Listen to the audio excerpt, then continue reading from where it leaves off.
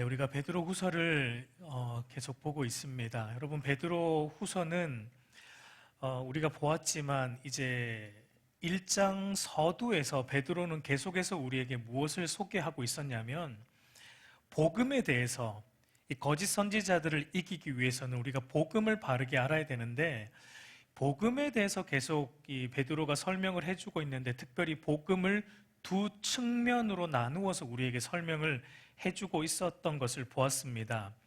이 복음의 한 측면, 그러니까 전적으로 하나님께서 우리의 구원을 위해서 행하신 일로 예수 그리스도의 그 신적 능력, 예수 그리스도의 구속 사역을 통해 영적으로 죽은 우리를 살리시고, 그리고 신적 성품에 참여하게 하신 것, 이게 한쪽의 복음의 내용이고요. 그리고 복음의 다른 한 측면은 바로 그렇게 구원받은 우리 결과로서 우리 신자편에서는 어떤 일이 있어야 된다는 것입니까?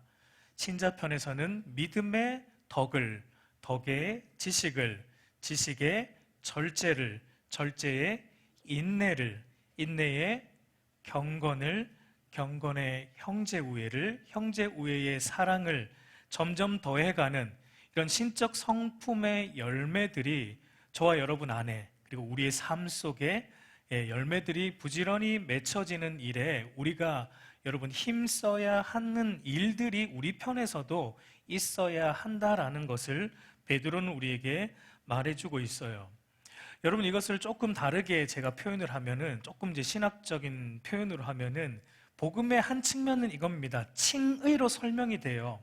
그러니까 복음의 한 측면은 그리스도를 믿는 믿음으로 우리를 의롭다 여겨주시는 것, 그러니까 예수 그리스도의 십자가와 부활을 통해 우리를 하나님께서 값없이 의롭다 여겨주시는 칭의가 한쪽 측면에는 있고요. 그리고 다른 한쪽 측면에는 무엇이 있습니까? 칭의로 의롭다 여김을 받은 신자편에서는 이제 열심으로 하나님 말씀에 순종하는 경건의 삶, 성화, 그러니까 성화가 다른 한쪽에는 있다라는 것을 볼 수 있습니다. 오늘 우리가 읽은 본문은 여러분 그 구원받은 이제 신자 편에서 신적 성품에서 자라가는 일에 지속적으로 열심을 내는 일, 그러니까 성화의 측면이에요. 성화의 측면에서 베드로가 또 강조하고 있는 것을 우리가 오늘 본문에서 볼 수 있습니다. 특별히 여러분 우리가 읽었지만 베드로는 이 신적 성품에서 자라가는 방향으로, 그러니까 경건의 훈련의 방향으로 신앙생활에 열심을 내는 경건한 신자가 있고, 그에 비해서 또 자신이 구원받았다는 것, 이것 하나, 여기에 만족하면서 경건의 훈련을 등한시하는 게으른 신자, 혹은 거듭나지 않았는데 교회 안에 있기 때문에 거듭난 것으로 착각하고 있는 무늬만 신자들도 있다. 이걸 대조하면서 베드로가 오늘 우리에게 좀 설명해주고 있는 것을 보게 돼요. 그러면 먼저 여러분, 신적 성품에서 날마다 자라가려고 경건의 훈련을 부지런히, 이 성화의 삶을 열심을 내는 경건한 신자는 어떠하다라고 지금 베드로가 말하고 있습니까? 우리 8절을 다시 보면은 이렇게 말하죠. 이런 것이 너희에게 있어 흡족한즉 너희로 우리 주 예수 그리스도를 알기에 게으르지 않고 열매 없는 자가 되지 않게 하려니와 라고 말합니다. 그러니까 이런 것이 너희에게 있어서 흡족한즉이라고 이제 베드로가 말하는데, 이런 것이 무엇입니까? 이런 것, 베드로가 말하는 이런 것이 무엇이죠? 우리가 지난 시간에 보았던 5절과 7절에서의 내용이에요. 그러니까 신적 성품의 열매들, 믿음과 덕과 지식과 절제와 인내와 경건과 형제 우애와 사랑과 같은 이 신적 성품의 열매들, 그리스도인 다움의 열매들, 성령의 열매들이 있어야지, 이런 것이, 그러니까 이런 신적 성품의 열매들이 너희에게 있어 흡족한즉이다라고. 그러니까 무슨 말입니까? 여러분, 거듭난 신자, 참된 신자에게는 이런 경건의 열매들이 마땅히 있다, 나타난다라는 것을 말하고 있는 것입니다. 여러분, 그러니까 다르게 말하면 우리가 받은 구원이 참된 구원인가? 우리 안에 있는 믿음이 참된 믿음인가? 무엇으로 증명이 된다는 겁니까? 그러니까 우리의 인격 안에, 그리고 우리의 삶 속에 이런 신적 성품의 열매들, 경건의 열매들, 성령의 열매들이 나타나고 있는가로 증명이 된다라는 것을 말하고 있습니다. 그래서 베드로는 이런 경건의 열매들이 있어서 흡족하다라고 말하는데, 여기서 이 흡족하다라는 말이 우리가 좀 원문으로 볼 필요가 있습니다. 이 흡족하다라는 말이 헬라어 원문으로 보면 플레오나조라는 이런 말인데요, 이 뜻이 뭐냐면 증가하다, 늘어나다, 그러니까 풍성해진다, 이런 의미입니다. 그러니까 여러분, 베드로의 요점이 무엇입니까? 그러니까 참으로 구원받은 신자에게는 이런 경건의 열매들이 당연히 있는데 있어야 할 뿐만 아니라 어떻게 되어야 된다는 겁니까? 점점 더 늘어나야 된다, 증가해야 된다, 점점 더 이런 경건의 성품들이 풍성하게 삶 속에, 우리의 인격 안에 열매를 맺혀야 되고 나타나야 된다라는 것을 베드로가 말하고 있습니다. 그러니까 3절과 4절에서 말했던 하나님의 은혜로 우리가 신적 성품에 참여하게 되었습니다. 근데 거기에만 머물러 있으면 안 되고 5절과 7절에서 말하고 있는 이 신적 성품의 열매들이 나타나야 되는데, 이런 것이 그냥 한 번만 나타나는 것이 아니라 우리가 죽는 그날까지 계속 이것들이 더해져 가야 된다, 더해져 가야 된다, 풍성해져 가야 된다, 그러니까 열심히 있어야 된다라는 것을 베드로는 오늘 강조하고 있는 것입니다. 그러니까 여러분, 구원받았다고 말은 하는데, 믿음이 있다라고 말은 하는데, 그리스도인이라고 말은 하는데, 그의 생각과 말과 행동에서 경건한 변화들이 일어나지 않습니다. 그리고 또 경건의 훈련에 열심을 내는 일이 없습니다. 여러분, 그러면 그 사람의 구원은 참된 구원이 아닐 수 있고, 그 사람의 믿음은 참된 믿음이 아닐 수 있고, 그 사람은 참된 그리스도인이 아닐 수 있다라는 것, 너희가 생각해야 된다라는 것을 베드로는 말해주고 있습니다. 여러분, 그래서 진실로 우리가 거듭난 신자라면 마땅히 우리에게 나타나는 특징이 무엇이어야 됩니까? 그것이 바로 이제 8절 후반절에서 말하듯이 예수 그리스도를 알아가는 이 일에 어떻게 해야 된다는 거예요? 게으르지 않아야 된다는 겁니다. 바꾸어 말하면 열심을 내어야 하는 게 마땅하다는 겁니다. 믿음의 덕의 지식을, 지식의 절제를, 절제 인내를, 인내의 경건을, 경건의 형제 우애를, 형제 우애의 사랑을, 이런 성령의 열매들이 이를 맺혀내는데 우리가 게으르지 않고 열심을 내는 것들이 마땅히 나타나야 된다라는 것입니다.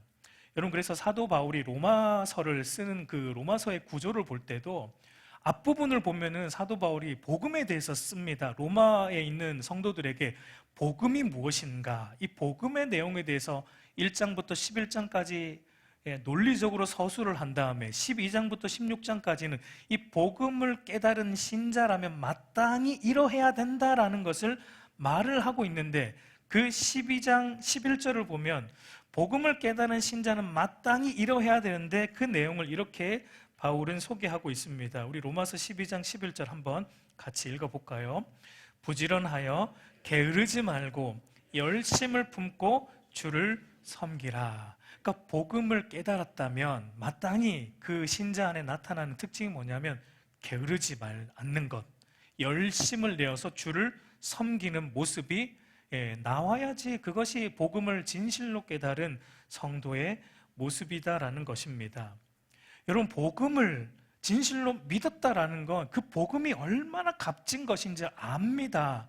그 복음 안에 있는 그 그리스도가 우리를 위해 하신 일이 얼마나 놀라운 일이고 값진 일인 줄 알아요. 그걸 알기 때문에 결코 게으르게 신앙생활을 할 수 없는 거예요. 열심을 품고 주를 섬길 수밖에 없습니다. 그렇게 열심을 내어서 주를 섬기면 마땅히 어떤 결과들이 우리의 삶에 나타나게 되어 있습니까?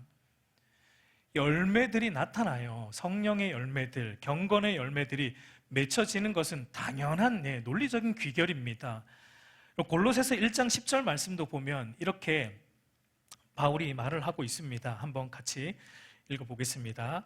주께 합당하게 행하여 범사에 기쁘시게 하고 모든 선한 일에 열매를 맺게 하시며 하나님을 아는 것에 자라게 하시고, 그러니까 하나님을 아는 것에 자라가면은 당연히 나타나는 것은 또 우리가 선한 일에 열매를 맺는 일, 경건의 열매를 맺는 일, 그러니까 하나님을 아는 것, 우리 주 예수 그리스도를 알아가는 일에 열심을 내는 것과 함께 나타나는 것은 우리 안에 선한 일에 대한 열매, 경건의 열매들이 맺혀진다라는 것을 말하고 있습니다. 여러분, 성경은 항상 이렇게 말해요. 이게 성경의 논리예요.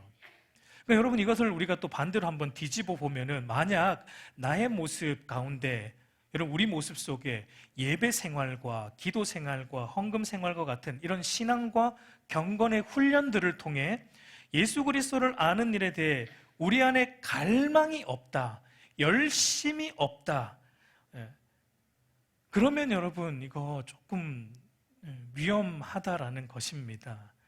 경건의 열매들을 풍성히 맺혀내는 일이 우리 안에 일어나지 않고 있다면 지금 우리는 어떤 상태에 있다는 것입니까? 둘 중에 하나일 거예요. 거듭은 났는데 영적인 일에 아직은 큰 관심이 없는, 아직 미성숙한 어린아이와 같은 신자의 자리에 여전히 머물러 있는 것이고, 다른 하나는 아직 거듭나지 않은 것입니다. 교회 안에는 있는데 아직 거듭나지 않았거나, 이거 둘 중에 하나일 것입니다. 그래서 베드로는 그런 자들을 이렇게 이제 표현을 하고 있습니다. 9절, 우리 오늘 본문 9절 말씀을 우리 한번 같이 보겠습니다.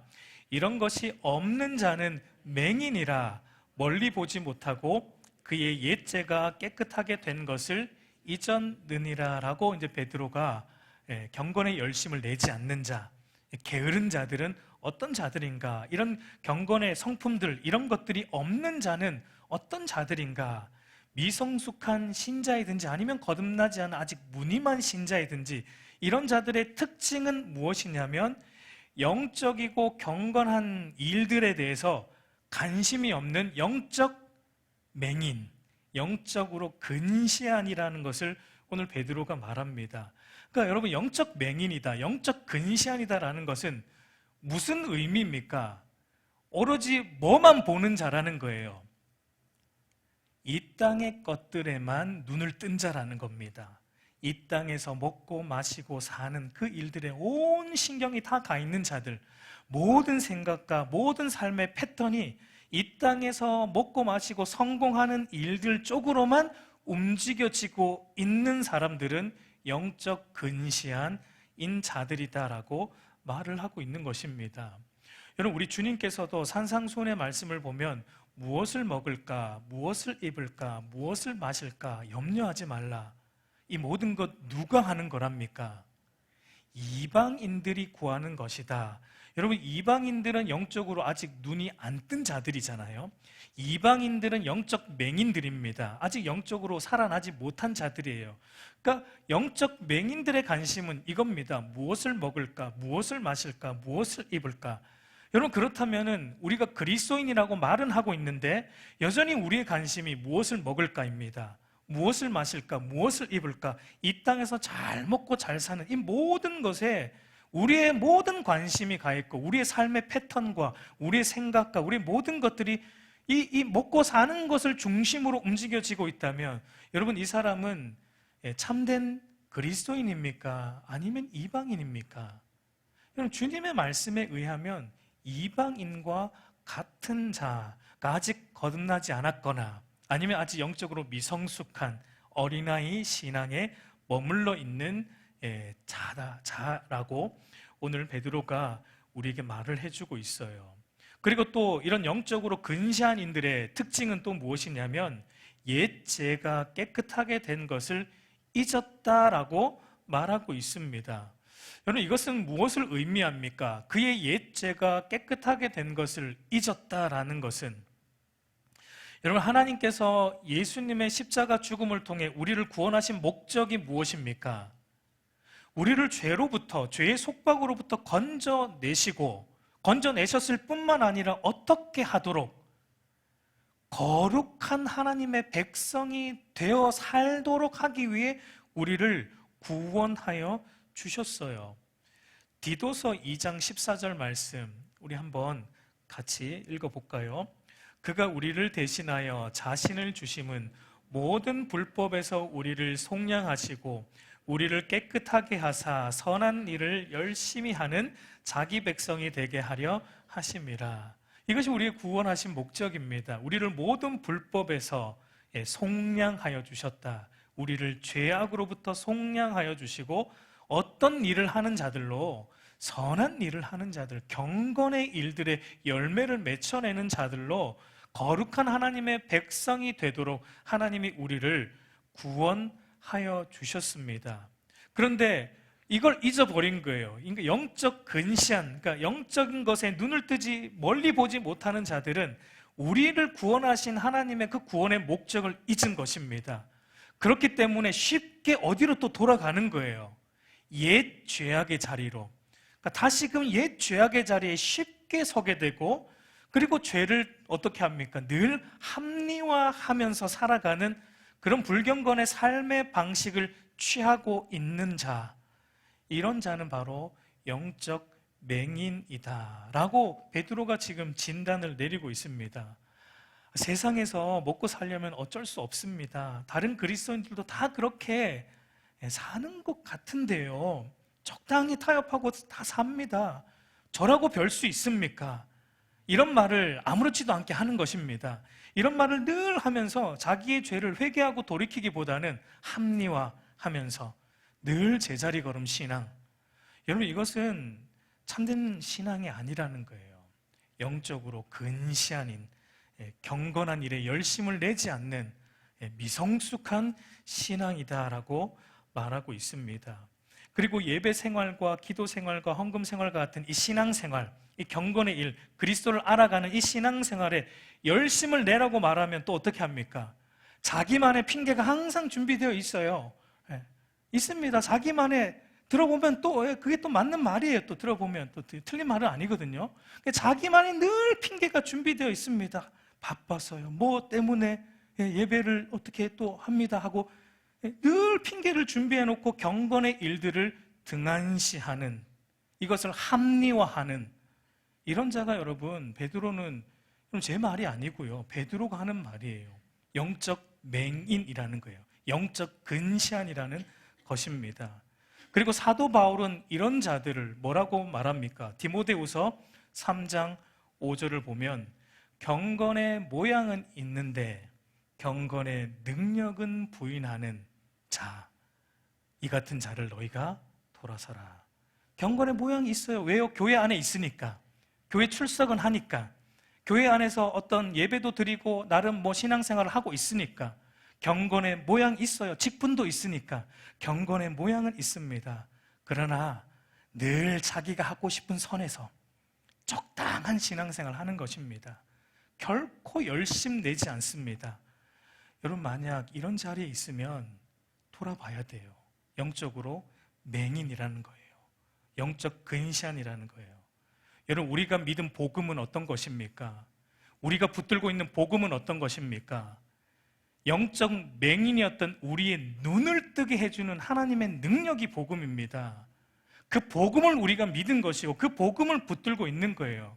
그러면 영적 눈을 떴다면 여러분, 당연히 무엇을 보게 돼요? 우리의 죄를 보게 되고 우리의 죄의 비참함을 보게 되고, 그렇게 나를 죄와 비참함으로부터 건지시기 위해 하나님께서 예수님을 통해 우리를 구원하신 그 모든 일들을 보게 됩니다.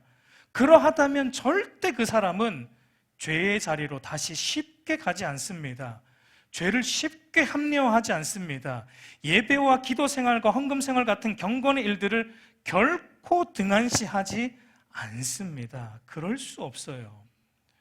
여러분, 오늘날 많은 그리스도인들의 모습을 보면 최소한의 이 영적 수준에서 만족하고 살아가는 이 영적 맹인들, 근시안들이 너무 많이 있습니다. 그러니까 자기가 그리스도인이라는 것 하나, 이거면 되는 거예요. 그러니까 지옥에 가지 않게 되었다는 이 사실 하나에 만족하면서 살아가는, 여러분, 이것은 성경이 옳은 신앙이라고 우리에게 결코 말하지 않습니다. 이게 영적 맹인이라고 성경은 우리에게 말하는 것입니다. 여러분, 우리는 이 말씀을 접할 때 두렵고 떨림으로 돌아봐야 됩니다. 오늘 우리의 모습은 어떠합니까? 여러분, 저와 여러분 안에 경건에 대한 열망과 욕구가 있습니까? 영적으로 더 자라가지 않는 내 모습을 볼 때 여러분 좀 가슴 아픔이 있습니까? 경건에 열심을 내지 않는 나의 모습을 볼 때 회개함이 여러분 있습니까? 그리고 돌이켜서 열심을 내는 자리로 가고자 하는 애씀이 여러분 나타나고 있습니까? 그게 있어야 된다는 거예요. 여러분, 경건에 열심이 있어야 된다는 거예요. 그리고 그 열심이 한 번만이 아니라 날마다 풍성해져 가야지 흡족하다라는 것입니다. 여러분, 하나님께서 뭐가 부족해서 저와 여러분들한테 예배하라고 하신 거 아닙니다. 하나님이 돈이 없어서 우리한테 헌금하라고 하신 거 아니에요. 하나님이 뭔가 부족해서 우리한테 예배하고 기도하고 헌금하라고 하신 게 아니에요. 하나님은 스스로 충만하신 분이세요. 그분은 우리의 예배를 필요하지 않습니다. 사실은 우리의 기도를 사실은 필요하지 않는 분이에요. 그분은 스스로 자족하시고 완전하신 분이십니다. 그런데 왜 우리에게 그거 하라고 하시는 거예요? 우리 위해서입니다. 우리를 위해서예요. 우리로 하여금 예배와 기도와 헌금 같은 경건 생활에 열심을 내라고 하시는 것은요, 하나님 좋자고 그런 게 아니에요. 우리 좋으라고 하는 거예요. 우리한테 복 주시려고, 우리한테 참된 행복을 주시려고. 왜 그렇습니까? 참된 행복은 하나님을 깊이 알아갈 때 우리에게 주어지기 때문에 경건의 열매들이 많이 맺혀내는 것과 우리 안에 오는 기쁨과 행복이 비례합니다. 비례해요, 여러분. 그거 알아야 돼요. 우리의 행복 지수가 뭐와 비례합니까? 돈이요? 천만에요. 우리의 행복 지수가 여러분 지평수 넓혀가는 데서 비례합니까? 아니라는 거예요.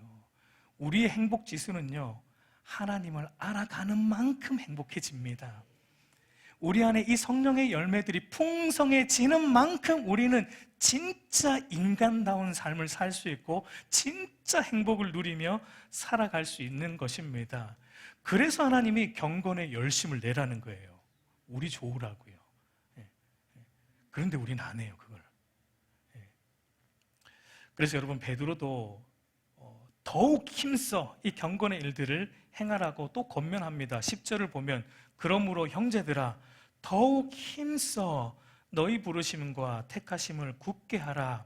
너희가 이것을 행한즉 언제든지 실족하지 아니하리라 라고 말합니다. 여러분, 우리가 더욱 힘써 모든 열심을 다 쏟아부어서 우리가 해야 되는 일이 뭐라고 베드로가 말하고 있습니까? 이 부르심과 택하심을, 너희 부르심과 택하심을 굳게 하는 일. 여러분, 부르심과 택하심은 누가 하신 겁니까? 하나님께서 우리를 부르셨고 하나님께서 우리를 택하셨어요. 하나님께서 우리를 불러 택하여 우리를 구원하여 주셨습니다. 그러니까 너희 부르심과 택하심을 굳게 하라라는 이 말은 우리를 택하시고 불러 구원하신 그분이 하나님이라는 사실을 너희가 굳게 붙잡아라라고 우리에게 말하고 있습니다. 그분께서 우리에게 그리스도의 신적 능력으로 우리 안에 생명과 경건에 속한 모든 것을 다 주셨다라는 그 사실, 그분이 우리를 부르시고 택하셔서 우리 안에 모든 생명과 경건에 속한 것을 다 주셨다라는 이 사실을 굳게 붙잡고 이 사실 위에 너희가 굳게 서 있어야 한다라는 것입니다. 왜 이것이 중요합니까? 왜 이것을 힘써 해야 됩니까?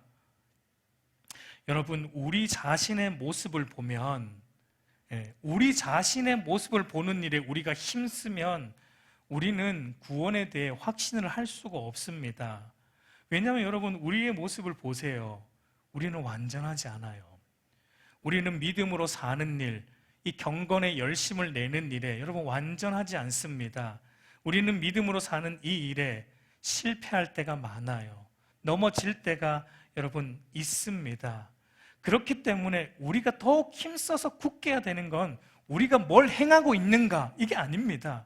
내가 뭘 하고 있는가 이게 아니라 우리 하나님이 나를 부르시고 나를 택하여 나를 이 그리스도를 통해 이 신적 생명과 이 경건에 속한 모든 것을 우리 하나님이 나에게 주셨다는 이 사실에 굳게 나의 구원의 근거와 확신을 두어야 우리는 결코 실족하지 않을 수 있다라고 베드로가 말하고 있는 것입니다. 여러분, 그래서 시편 기자도 이렇게 말을 합니다. 시편 37편 24절을 보면 그는 넘어지나 아주 엎드러지지 아니함은 여호와께서 그의 손으로 붙드심이로다라고 말합니다. 여러분, 우리가 경건의 이 일들에 열심을 내며 살아갈지라도 우리의 연약함으로 인해 때로는 넘어지기도 합니다. 그러나 여러분, 우리가 이 하나님이 부르신 것과 택하신 것 위에 굳게 서 있으면 어떻게 된다는 거예요? 완전히 엎드려지지는 않는다는 것입니다. 왜요? 그분이 우리를 붙들고 계시기 때문에, 우리를 부르시고 택하신 이분이 하나님께서 우리를 붙들고 계시기 때문에, 그러니까 이것 위에 굳게 너희가 서 있어야 된다. 여러분, 신앙생활 하다가 왜 많은 사람들이 실족합니까? 실족하여서 교회를 떠나기도 하고 믿음을 저버리기도 하는 일들이 왜 여러분 일어납니까? 이것도 여러분 둘 중에 하나예요. 하나는 그 사람이 처음부터 하나님께서 부르시고 택하신 자가 아니었을 수 있습니다. 교회 안에선 있었는데 그 사람은 처음부터 하나님이 부르신 자가 아니었을 수 있어요. 우리 주님 말씀에 의하면 교회 안에 있는 가라지일 수 있습니다. 이런 하나일 수 있고, 다른 하나는 하나님께서 부르시고 택하신 신자가 맞지만 그 사람이 하나님의 부르심과 택하심을 굳게 그 위에 서 있지 못하기 때문에, 그러니까 경건의 일들에 열심을 내지 않고 경건의 열매들을 풍성히 자기 안에 갖추어 있지 않기 때문에 쉽게 실족하는 일들이 일어난다라는 거예요. 여러분, 교회 안에서 여러분 가만히 보면 실족하는 사람들을 보면 한 가지의 공통된 특징이 있습니다. 뭘까요? 자기 중심적이다라는 거예요. 자기 상황, 자기 감정, 자기 기분, 자기 만족, 자기 유익에만 몰두하는 자들이에요. 왜냐하면 여러분, 대부분 실족하는 일들을 보면 무엇 때문에 실족합니까? 자기 기분 상하면 실족하는 겁니다. 자기 감정 상하면 실족하는 거예요. 자기 만족이 채워지지 않으면 실족하고, 자기 이익과 유익에 손해가 오면은 불편이 올 때 실족합니다. 그래서 교회를 원망하고 성도를 원망하고 목회자를 원망하고 심지어 하나님을 원망하는 일들을 하는 거예요. 그러나 여러분, 하나님께 굳게 서 있는 자, 하나님께 집중하는 자, 하나님의 부르심과 택하심 위에 굳게 서 있는 자는 쉽게 실족하지 않습니다. 왜냐하면 여러분, 경건에 열심을 내거든요. 근데 경건에 열심을 내니까 경건의 열매들이 지금 풍성히 맺혀 있거든요. 근데 여러분, 우리가 맺혀내는 모든 경건의 열매들을 쫙 집을 내서 엑기스를 짜면은 뭘로 나올까요? 우리가 맺혀내는 이 모든 성령의 열매들과 경건의 열매들을 그냥 쫙, 여기 뭡니까? 돌리는 거, 거기에 집어넣고 쫙 돌려가지고 쫙 짜면은 엑기스가 나오면은 그게 뭘로 나옵니까? 자기 부인으로 나옵니다. 경건의 열매들의 엑기스는 자기 부인이에요. 그러니까 날마다 자기를 부인하고 날마다 자기를 죽는 것, 자기가 죽어지는데 실족할 일이 뭐가 있습니까? 여러분, 실족한다는 것은 아직 내가 살아있다라는 거예요. 내가 아직 부인이 안 된다는 거예요. 내가 시퍼렇게 살아있기 때문에 실족을 하는 것입니다. 여러분, 그래서 베드로는 이제 결론적으로 이렇게 정리를 하고 있어요. 11절 말씀을 보면 이같이 하면 우리 주 곧 구주 예수 그리스도의 영원한 나라에 들어감을 넉넉히 너희에게 주시리라 라고 말합니다. 앞에서 계속 베드로가 말하고 있는 이 경건의 일들에 대해 모든 힘을 다해 열심을 내고 경건의 열매들을 날마다 더해져가는 여러분 성화의 삶을 우리가 열심으로 살아가면 어떻게 된다라고 말하냐면 우리 주 예수 그리스도의 영원한 나라에 들어감을 하나님께서 넉넉히 주신다라고 말합니다. 여러분, 이것은 베드로가 우리의 행함에 의해서 구원이 주어진다 그런 의미는 아닙니다. 이것은 이제 베드로가 이 서신을 언제 쓰고 있는지 우리가 조금 이해할 필요가 있습니다. 여러분, 베드로가 베드로 후서를 쓰고 있는 당시는 이제 베드로가 죽기 직전이에요. 그러니까 자기의 죽음을 가까워 왔다라는 것을 이제 베드로가 알고 있을 때 이 베드로 후서를 쓰고 있습니다. 베드로후서 1장 14절 말씀을 보면 이는 우리 주 예수 그리스도께서 내게 지시하신 것 같이 나도 나의 장막을 벗어날 것이 임박한 줄 알미라. 여기서 여러분, 나의 장막을 벗어날 것이 임박한 줄 알미다라고 베드로가 말하는데 이것은 육신의 장막, 그러니까 나의 육신의 장막을 벗을 날이 임박했다. 그러니까 즉 내가 이제 죽을 날이 가까워 왔다라는 것을 베드로가 지금 감지하고 있습니다.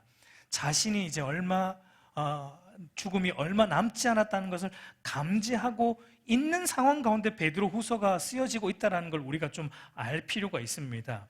그래서 여러분 11절 말씀은 죽음이 전제되어 있는 말씀이에요. 우리 주 예수 그리스도의 영원한 나라에 들어간다라는 표현은 이제 죽을 날이 멀지 않았고 육체의 죽음을 통해 영원한 하나님 나라에 들어갈 것인데 경건의 일들에 대해 힘을 다해 열심을 내고 경건의 열매들을 날마다 더해가는 성화의 삶을 살아가는 나와 그리고 모든 경건한 신자들은 마지막 눈을 감는 그 죽음의 순간에 어떻게 된다는 거예요?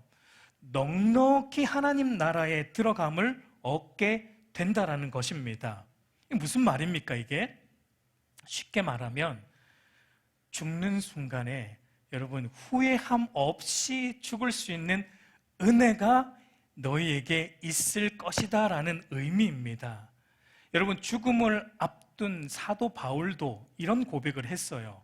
나는 선한 싸움을 싸우고 나의 달려갈 길을 마치고 믿음을 지켰으니 이제 후로는 나를 위하여 의의 면류관이 예비되었으므로 주 곧 의로우신 재판장이 그날에 내게 주실 것이며 라고 사도 바울도 죽음을 앞둔 순간에 이 고백을 하면서 어떤 모습으로 죽는 거예요?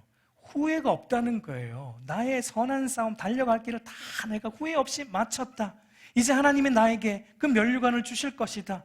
후회함 없이 하나님을 맞을 수 있는 은혜가 넉넉히 너에게 주어진다. 경건에 열심을 내는 신자들에게 이 은혜가 주어진다라는 거예요.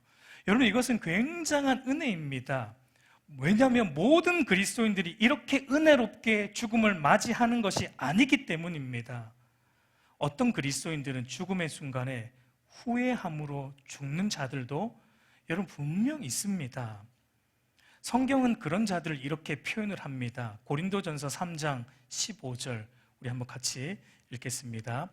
누구든지 그 공적이 불타면 해를 받으리니 그러나 자신은 구원을 받되 불 가운데서 받은 것 같으리라 라고 말합니다.